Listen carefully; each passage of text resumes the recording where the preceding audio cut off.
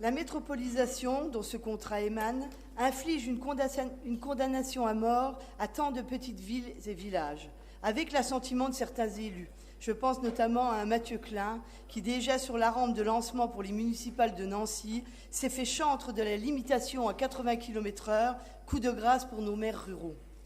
Mais, nous dit-on, ce sacrifice de ce qu'on appelle pudiquement la périphérie serait un mal nécessaire, l'avenir appartenant aux riantes métropoles du futur. Las, l'autosatisfaction a beau transpirer à chaque ligne de ce document, la matière est, selon le mot de Jean de La Fontaine, infertile et petite. Car peut-on sérieusement parler de rayonnement au sujet d'une des rares villes dépourvues d'axes autoroutiers la reliant à Paris ou Strasbourg, ou d'une région qui peine à édifier un tronçon d'autoroute indispensable pour irriguer un des axes du cœur de l'Europe?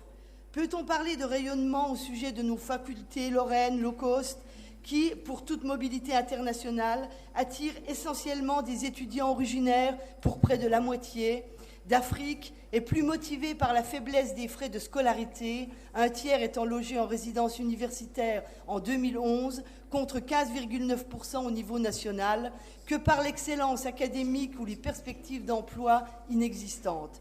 Les étudiants les plus performants, qu'ils viennent d'Afrique ou d'Asie, rêvent du Canada ou des États-Unis, pas d'un Grand Est où le taux de chômage et la pauvreté flirtent avec les pics nationaux et où les universités sont livrées aux casseurs d'extrême gauche. Il faut finir. Les projets aussi pharaoniques qu'hasardeux, contre la volonté des Nancéens, du musée lorrain affublé d'un grotesque patio en verre, à l'Excelsior déjà écrasé par une tour infernale, et la Plastière qui finira d'être défigurée par un immeuble de 27 mètres qui supprimera le seul espace vert de la sortie de gare, n'y feront rien. Il faut finir. L'attractivité ne mesdames. se décrète pas. Je vous remercie.